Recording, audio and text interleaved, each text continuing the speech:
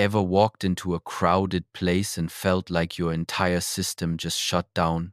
Not because something was wrong with you, but because everything around you suddenly became too loud, too bright, too fast? It's like your mind starts drowning in sensations that others seem to swim through effortlessly. You stand in that sea of movement, people talking over each other, lights flickering, footsteps echoing, someone's perfume clinging to the air, and you wonder, why does this drain me so much? Psychology has an answer. People who hate crowded places often have a highly sensitive nervous system. Your brain doesn't filter stimulation the same way others do. It absorbs everything. Every laugh, every tone, every micro expression enters your awareness all at once, and before long, it's too much.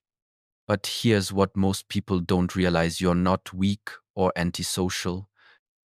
You're perceptive. You're perceptive. You're perceptive. You notice things others miss: the tension in someone's shoulders, the fake smile behind polite words, the emotional heaviness that lingers in a room even after everyone's gone. That's not weird, it's emotional intelligence. Your brain is wired to process deeply, to reflect rather than react.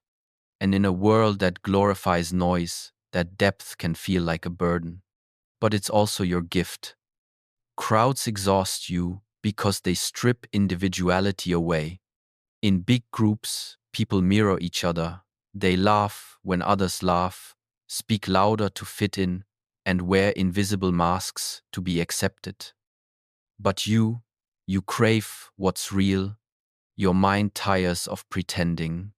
That's why solitude feels like home, not because you hate people, but because that's where authenticity lives. Psychology calls this dopamine sensitivity. Extroverts get energized by crowds because their brains flood with dopamine in social situations. Yours doesn't.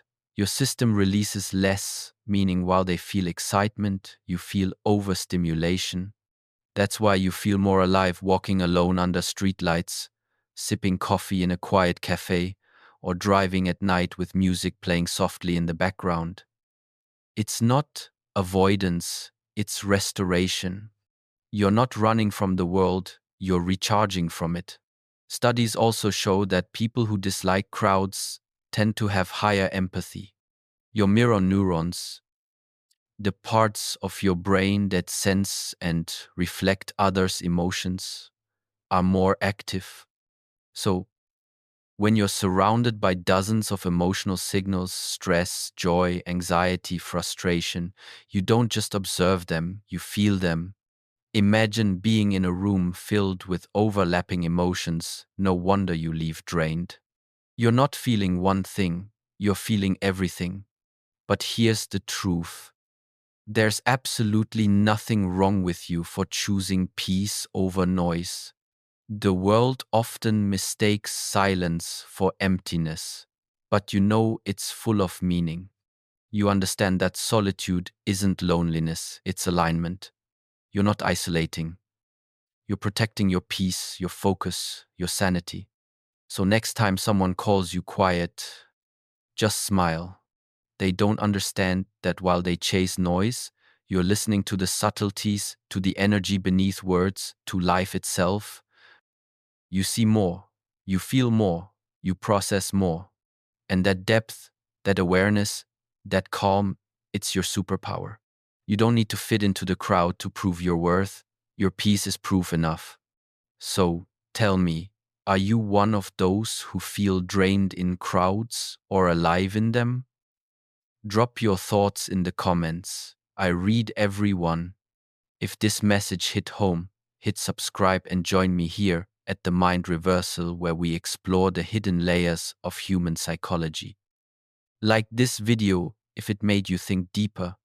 And remember, you're not avoiding life, you're living it with awareness.